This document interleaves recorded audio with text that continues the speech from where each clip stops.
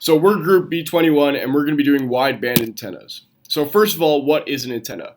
An antenna is an electrical device that converts electrical power into radio waves and vice versa. There are many different types of antennas that are currently in existence. For example, as pictured below, there is the wideband umbrella antenna, there's the digital TV antenna, and most interestingly, there's the Mars satellite dish antenna. And this is famously nicknamed the Mars antenna because it is the first antenna to communicate with the Mariner 4, which is the first satellite to ever take pictures of Mars. I'll be talking about four of the basic characteristics. These four are the gain, reciprocity, polarization, and directivity. The gain is a number that is constant for both transmitting and receiving signals. The gain basically tells us how well the antenna converts the input power into radio waves. Reciprocity, on the other hand, is the ability to use the same antenna for both transmitting and receiving signals. Directivity is a measure of how directional an antenna's radiation pattern is. It is a measure of how the radiated energy coming from the antenna is focused in one or more specified directions. It is very significant to match the polarization of an antenna to that of the incoming signal. This way, the maximum signal is obtained. If the polarization was different, there would be a decrease in the level of the signal. The electromagnetic radiation field transmitted is made up of magnetic and electric field lines which are perpendicular to each other, represented in the bottom right image right here. Polarization is the direction in which the electric field lines lie. If the electric field lines lie in the horizontal plane, like in the example below on the left, the polarization of the wave is also in the horizontal plane. If the electric field lines were in the vertical plane, then the polarization wave is also in the vertical plane. So let's go back to the basics. How do antennas work? Antennas work similarly to how your ears work. Your ears capture sound waves, which are simply vibrations in the air, and transform it into speech through vibrating bones at specific frequencies.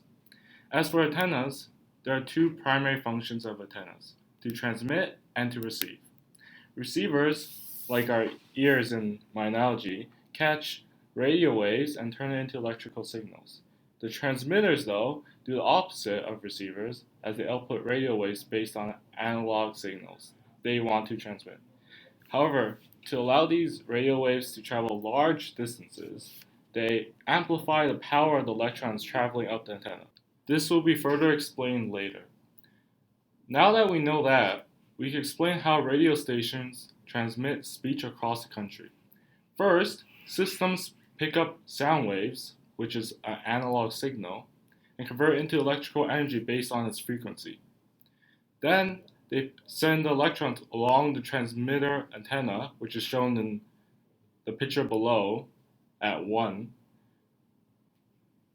And as the electrons move up and down the antenna, they create invisible radio waves in the air that move at the speed of light. We can see this as shown in step 2 of the figure below. Then the receiver antenna takes in these radio waves, and this induces the electrons in the antenna to move in a specific pattern or frequency. By doing so, these electrons create an electric current that the system attached to the antenna turns back into sound waves that us can hear and perceive. An interesting fact about antennas is that it can function in many different mediums. This includes air, space, and even underwater. This is because electromagnetic waves do not require a specific medium to travel in. But first of all, we need to explain what wideband means. Wideband systems are systems in which the signal transmitted have a wider bandwidth than the voice channel. Bandwidth is the range of frequencies that the system can transmit and receive. Voice channel, on the other hand, is one of the frequencies that is within the range of frequencies used in the transmission of speech. Having a wideband system allows a larger number of users to use the same channel at once. In the bottom left, we have a range of frequencies used in many different antennas in general. Depending on what the system is used for will determine what necessary range is needed.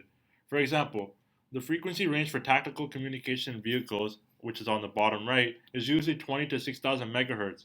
And this is why wideband antennas are usually used for tactical communication, because a wider range of frequency is needed.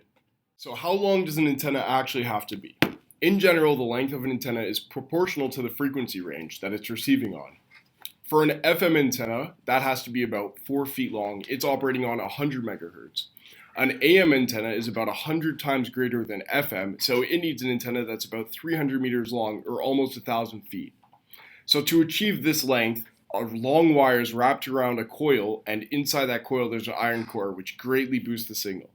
Now, cell phones obviously can't have a 4 feet long antenna, so they operate on a frequency that's about 10 times greater than FM. That means that the antenna needs to be about 10 times shorter than FM, which is perfect for the size of a cell phone. Wideband antennas allow for a high data rate. Often these types of antennas are used in the wireless phone industry for communication with cell phones. Cell phones communicate on a large range of frequencies, so a large bandwidth is necessary. Cell phones often move large distances between cell towers, so an antenna that can handle multiple frequencies is crucial. Wideband antennas are also used in military applications, such as long-range communication or radar. Radar uses wideband antennas when they try to track different targets and understand the general shape from the waves. NASA also has what they call the Deep Space Network, which is many powerful antennas located around the world so that they can communicate with spacecraft in our solar system. An antenna in general allows for communication over a long range. The ability to transmit around the world is a very powerful tool. Bottom left there, you can see that there is a military vehicle with an antenna on the back of it. That antenna would be used to communicate over the battlefield with other troops or other vehicles. In the middle, that is a radar. It would spin around very fast and track airplanes in the sky or other objects in the sky to give advanced warning to the troops on the ground. On the right there, that is a cell phone tower.